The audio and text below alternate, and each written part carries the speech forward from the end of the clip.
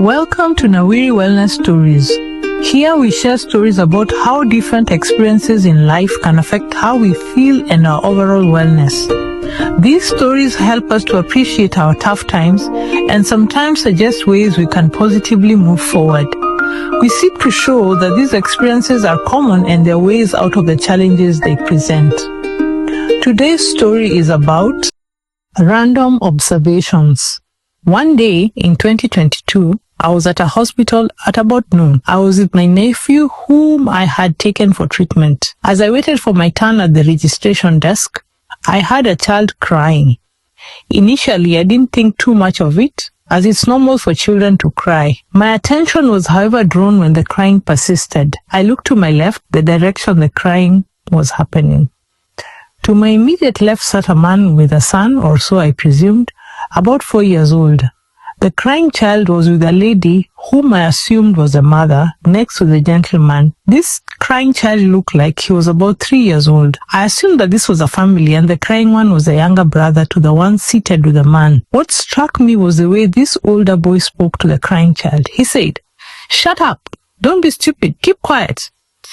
This perturbed me. What was more uncomfortable was the reactions of the two adults. The man didn't try to stop or correct the boy using the unsavory words. The lady didn't say anything either. She also kept warding off the crying child like an irritating mosquito or housefly. I got wondering why this little one, who was reaching out to be carried, wasn't being attended to. Shortly, the lady stood up and the child followed.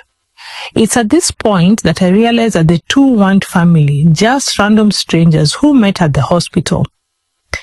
As the lady walked towards another counter, the child followed, continued to cry and reaching out, and the lady totally ignored the child. I was now very concerned and was ready to go and encourage the lady to attend to the child. Just before I got up, a gentleman came along, picked up the boy, and the lady continued with what she was doing without much reference to the child. And the man was now attending to the child. I felt sad. Sad that the child was experiencing rejection through the actions of the caregiver. I felt sad because I could relate to that caregiver as I was her back in the day, thinking that this ignoring behavior would encourage the child to keep quiet. I thought, how easy it is to castigate the caregiver for her action.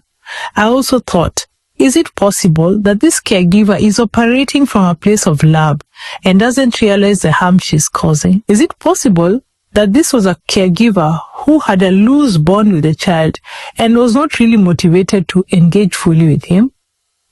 How difficult is it to pick up a crying child and carry them in one's arms? There are many instances where caregivers adopt an avoidance stance with children in the hope that the children will figure things out.